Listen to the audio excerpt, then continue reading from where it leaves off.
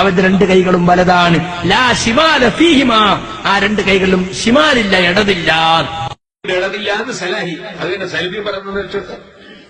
അല്ലാഹുവിന് രണ്ട് കൈയുണ്ട്, അവന്റെ രണ്ട് കൈയും വലം കൈയാണ്. അപ്പൊ അള്ളാഹ്ക്ക് രണ്ട് കൈയുണ്ട്, രണ്ടും വലം കൈയാണ്.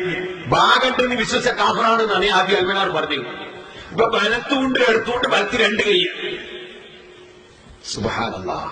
എന്നാ നിങ്ങൾക്കൊന്ന് കഴിവ് തീർന്നോ? അതുകൊണ്ട് തീർന്നില്ല. അതേ കക്ഷികൾ തന്നെ പുറത്തിറക്കുന്ന അൽമന. ഈ അൽമന എടുത്തില്ല എന്നതേ നേരത്തെ പറഞ്ഞു. ഇതിൽ പറയുന്നത് എടുത്തു കൈയുണ്ട്. അവൻ കാഴ്ച കേൾപ്പിച്ച 2009 ജനുവരി അൽമന.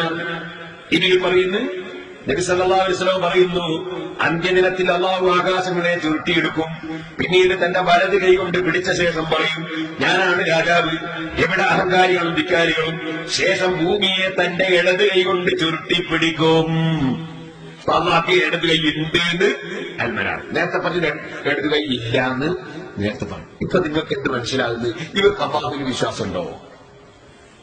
അപ്പൊ ഇടത് കൈ ഇല്ല എന്നൊരു മൗലവി, ഇടത് കൈ ഉണ്ട് എന്ന് വെറും മൗലവി. ഇതുകൊണ്ട് എന്തുണ്ടായി? ഞങ്ങൾ മനസ്സിലാക്കേണ്ടത്. ഇതുകൊണ്ട് എന്തുണ്ടായി? ക്രിസ്ത്യാനികൾ ഇസ്ലാമിന്റെ വിശ്വാസത്തെ ചോദ്യം ചെയ്യുന്നു. ഒരു മൗലവിയുണ്ട്, അയാൾക്ക് പണി ക്രിസ്ത്യാനികളോട് സംവാദം നടത്താൻ പോകാനാ പറയാ, ഇസ്ലാമിനെ നശിപ്പിക്കാൻ. ആ മൗലവിയെ സംബന്ധിച്ച് ഒരു ക്രിസ്ത്യാനി ചോദിക്കുന്നത് നിങ്ങളൊന്ന് കേട്ടോ. ഇവർ അല്ലാഹുവിനെ